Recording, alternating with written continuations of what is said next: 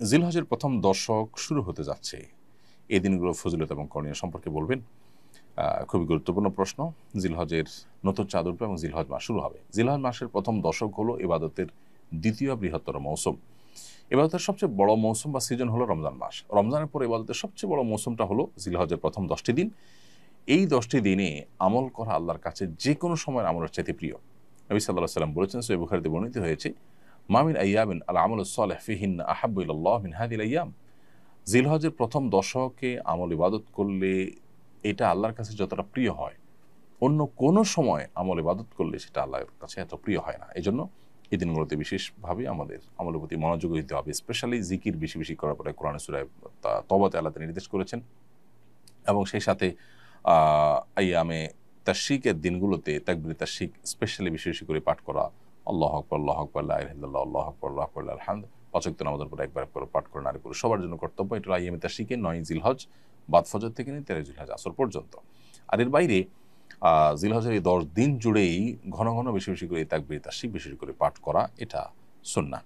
এবং সেই সাথে এই দিনগুলোতে আপনার নফল রোজা রাখা, প্রথম ৯টা দিন নফল রোজা রাখার পরেও আপনার বর্ণিত হয়েছে, গুরুত্ব আরোপ রয়েছে। এবং সবচেয়ে গুরুত্বপূর্ণ আমল হলো কোরবানি করা, হজ করা এই দিনগুলোতে অনেক ধরনের আমলের কথাই কিন্তু আমাদেরকে বলা হয়েছে। বেশিরভাগ মানুষই রমজানের আমলের গুরুত্ব জানলেও জিলহজের প্রথম দশকের আমলের গুরুত্ব জানে না। কোরআনে কারিমে আল্লাহ তাআলা শপথ করেছেন, ওয়াল ফাজরি ওয়া লায়ালিন আশর ওয়াশ শাফা'i ওয়াল ওয়াতর, ফজরের শপথ এবং 10টি রাতের শপথ, জোড়া এবং বিজোড় রাতগুলোর শপথ। এই আয়াতের ব্যাখ্যায় বিশ্ববিখ্যাত তাফসীরকারক ইবনে আব্বাস রাদিয়াল্লাহু তাআলা আনহু বলেছেন, এখানে মূলত জিলহজের প্রথম 10টি রাতের কথা আল্লাহ তাআলা ইঙ্গিত করেছেন, শপথ করেছেন। তার মানে এই 10টি রাতের গুরুত্ব এবং মর্যাদা আল্লাহর কাছে এত বেশি, যেগুলোর নামে আল্লাহ তাআলা শপথ করেছেন।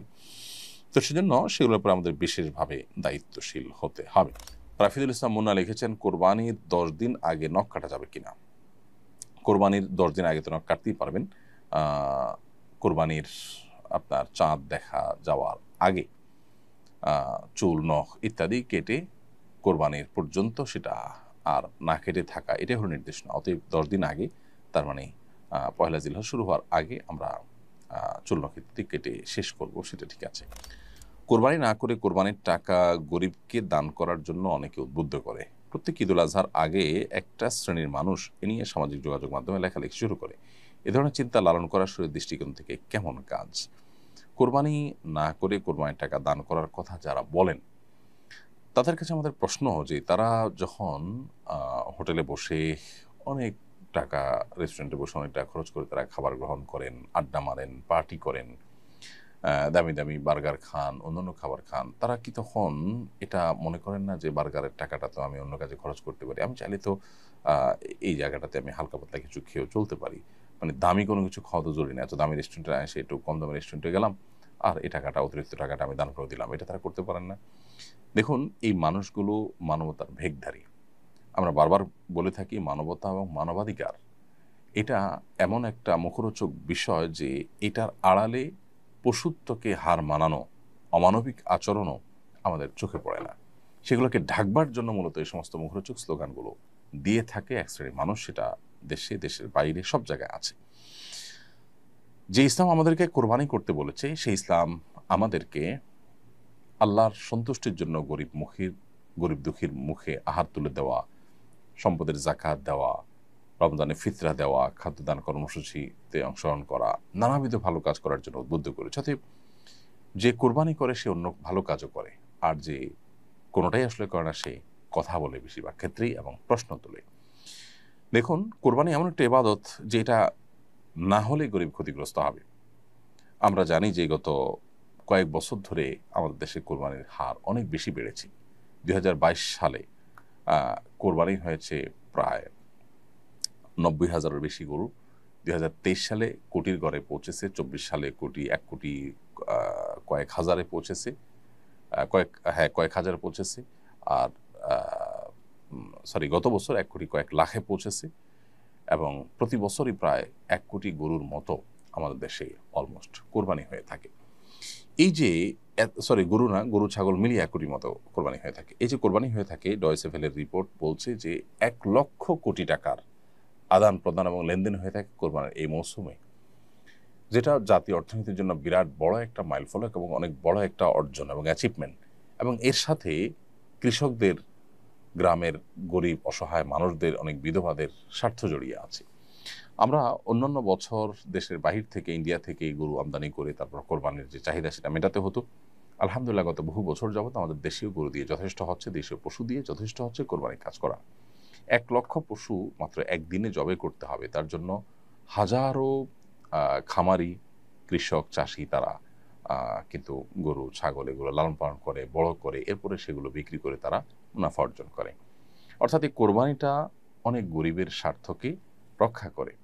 এরপর আসুন, আমিষের যে প্রয়োজন সেটি অনেক গরিব অসহায় মানুষেরা সারা বছর মেটাতে পারেন না। কোরবানি তাদের আমিষের ঘাটতি পূরণের বা আমিষের প্রয়োজন পূরণের অন্যতম সূত্র বা অন্যতম মাধ্যম। এর বাইরে কোরবানিকে ঘিরে আরো যত রকমের ব্যবসা বাণিজ্য হয়ে থাকে, খড়কুটো, তারপরে যা গরুর খাবার, খৈল, ভুসি, তারপরে চাটাই, কামারদের, সারা দেশে যত কামার আছে তাদের সবচেয়ে বেশি বিজনেসটা এই কোরবানির মৌসুমে হয়ে থাকে। দাও, ছুরি, বটি, ধামা, এগুলো ধার দেওয়া, তৈরি করা ইত্যাদি। এরপরে কাঠের গুঁড়ি তৈরি করে সেটাতে গোশত বানানো, কসাইদের ইনকাম, বহুবিধ শ্রেণী মানুষ, এমনকি আজকাল তরুণরা অনেকে বিভিন্ন এলাকাতে ছোট ছোট গরুর বিক্রি করার অনলাইন প্ল্যাটফর্ম, অফলাইন প্ল্যাটফর্ম বিভিন্নভাবে তারা তৈরি করে তারা বিজনেস করছে এবং তারাও উদ্যোক্তা হয়ে উঠছে। এটা যদি আরও সামনে আমরা বাড়াতে পারি তাহলে দেশের বাইরে আমরা রপ্তানি করতে পারবো। ইন্ডিয়া এবং ব্রাজিল, বহু দেশ, অস্ট্রেলিয়া, বহু দেশ তারা কিন্তু প্রচুর পরিমাণ গরুর গোশত বাইরে রপ্তানি করে। তারা কিন্তু বহু ছাগলের গোশত রপ্তানি করে। দুধ প্রচুর পরিমাণে হয়। আমরা কোরবানি যেই আপনার যেভাবে অগ্রসর হচ্ছে 2022, 23, 24 3 বছরের হিসাব যদি আমরা বেশ করে দেখি যে 90,000 বা 90,000 প্লাস, সেখান থেকে 1 কোটি, 1 কোটি কয়েক হাজার, 1 কোটি কয়েক লাখ, যেভাবে আমরা বাড়তে যাচ্ছে কোরবানির পরিমাণ এবং পুরো চাহিদাটা দেশেই আপনার পূরণ করার ব্যবস্থা হচ্ছে এবং উৎপাদন হচ্ছে, তাতে ইনশাআল্লাহ এই কোরবানি জাতীয় অর্থনীতিতে অনেক বড় ধরনের ভূমিকা ইতিমধ্যে যেটি রাখছে সেটা আরও অনেক বড় আকার ধারণ করবে ইনশাআল্লাহ তাআলা। আর যারা ইসলাম এবং মুসলমানদের ব্যাপারে যাদের অ্যালার্জি আছে তারা অনবরত সমালোচনা করেই যাবে, যারা জাতীয় অর্থনীতিতে তেমন কোনো অবদান হয়তো রাখার সুযোগই পায়নি। কোরবানি আমাদের সমাজে অনেক সময় সামাজিক মর্যাদার প্রতিযোগিতায় পরিণত হয়। কোরবানির এই বিচ্যুতি কীভাবে রোধ করা যায়, এটার জন্য ব্যাপকভাবে কোরবানির যে আসল মহিমা, কোরবানির আসল যে উদ্দেশ্য সেটা নিয়ে আলোচনা বাড়াতে হবে, এটার চর্চা বাড়াতে হবে। কোরবানি যে আসলে ত্যাগের কথা বলে, কোরবানি যে আসলে স্যাক্রিফাইসের কথা বলে, এখানে যে আল্লাহর উদ্দেশ্যে নিবেদনের কথা বলে সেটি আলোচনা করতে হবে। আল্লাহ বলেছেন কোরবানি সম্পর্কে, ইন্নামা ইয়াতাকাব্বালুল্লাহু মিনাল মুত্তাকিন, আল্লাহ মুত্তাকিদের কোরবানি গ্রহণ করবেন, তাদের কোরবানি আল্লাহ রাব্বুল আলামিন অ্যাকসেপ্ট করবেন। সো কোরবানি যদি আল্লাহর জন্য না হয়, মুত্তাকি হিসেবে কোরবানি যদি করা না যায়, তাহলে সেটা আল্লাহর কাছে গ্রহণযোগ্য হবে না। এবং এই বিচ্যুতি রোধ করার জন্য ব্যাপকভাবে আমাদের আলোচনা, পর্যালোচনা এটা সমাজে বাড়াতে হবে।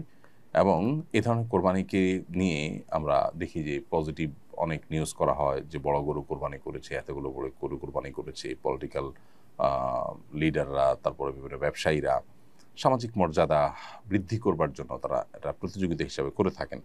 এগুলোর প্রসার সমাজের মধ্যে এই অসুস্থ প্রতিযোগিতাকে বাড়িয়ে দেয়। আস-সুন্নাহ ফাউন্ডেশন, উম্মার স্বার্থে সুন্নাহর সাথে।